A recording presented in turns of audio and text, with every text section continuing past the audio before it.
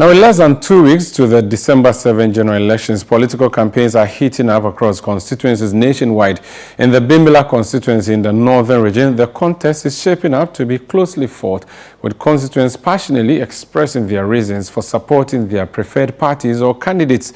ChannelOne brings you a detailed report from Bimbilla, where the incumbent MP, who is Minister for Defense, is facing stiff competition in this year's election. Here's more from ChannelOne News' Northern Regional correspondent, Mohammed M.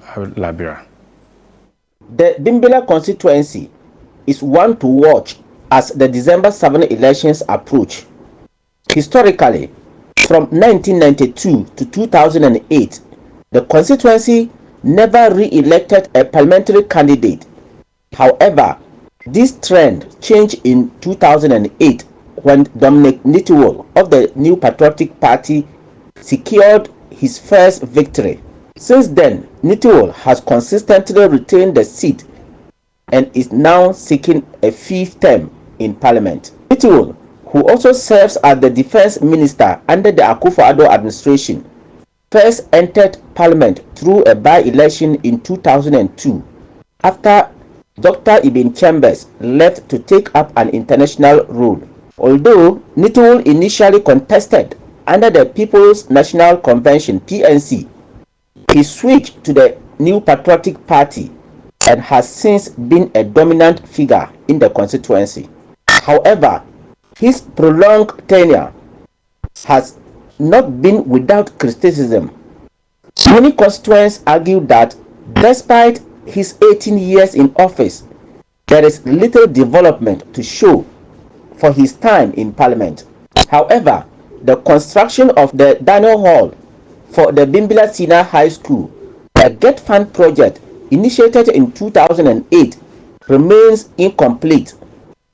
Students continue to eat their meals outdoors, whilst the abandoned project is now used for social events. Similarly, the community center, which the MP promised in 2019, has only seen action in the weeks leading up to the election, reportedly due to mounting pressure from his opponent and constituents.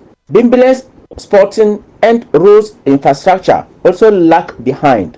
Constituencies like Karga, Yendi, and Gushagu boast town road upgrades, but Bimbilla roads, last constructed in the mid-1990s, are riddled with potholes. Although some work has recently commenced, many residents see this as a last-minute election strategy and have voiced their dissatisfaction. About 18 years now in Parliament, we haven't seen any change in Bimbilla town here.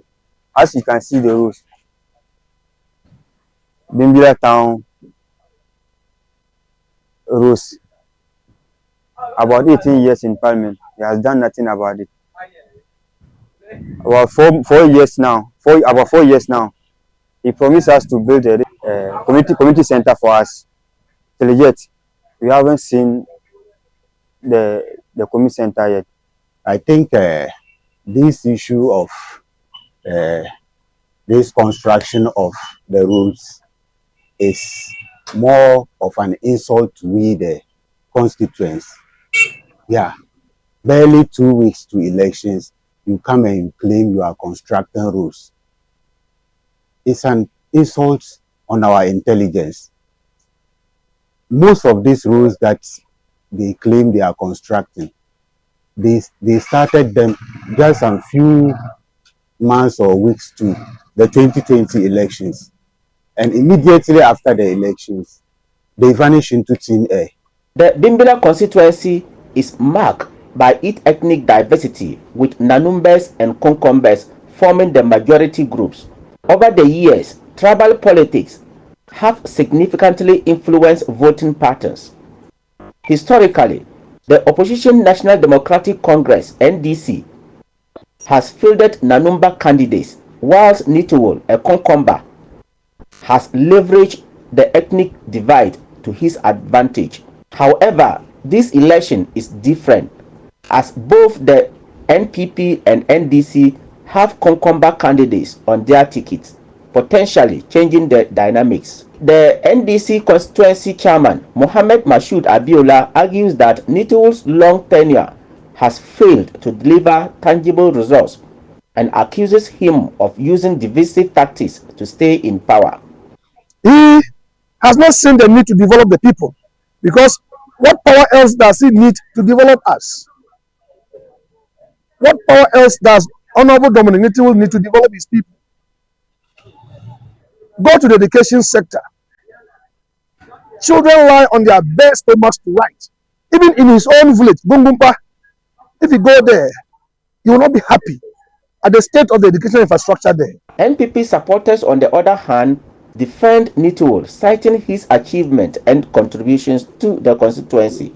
There is no village in the Bimbilla constituency, and we have about 250 something villages. And there's no village that you go and you will not see either a light extension project, a water project, or a route linking to the community. The Progressive People's Party, PPP, is also contesting the seat with Ataswale as their candidate. The party's leader, Dr. Park Osei-Indom, recently campaigned in the constituency, emphasizing their commitment to development over politics. Swale has pledged innovative policies, including subsidizing transport fares for students traveling outside the constituency as part of efforts to improve the free senior high policy. I can say that he has failed, because if after 18 years, the problems we were facing since we were born are still the same problems the people are facing, then he has no business being the MP again. And I think, as someone who hails from the constituency, who hails from Bimbilla, and lived all my life in Bimbilla, I should be the best person to solve these problems. An independent candidate, Kamil Bamampong, is also in the race, but he was unavailable for comment at the time of filing this report. With just 2 weeks to go, the stakes are high in Bimbilla. Channel One will continue to monitor and report on the unfolding events as the elections draw closer.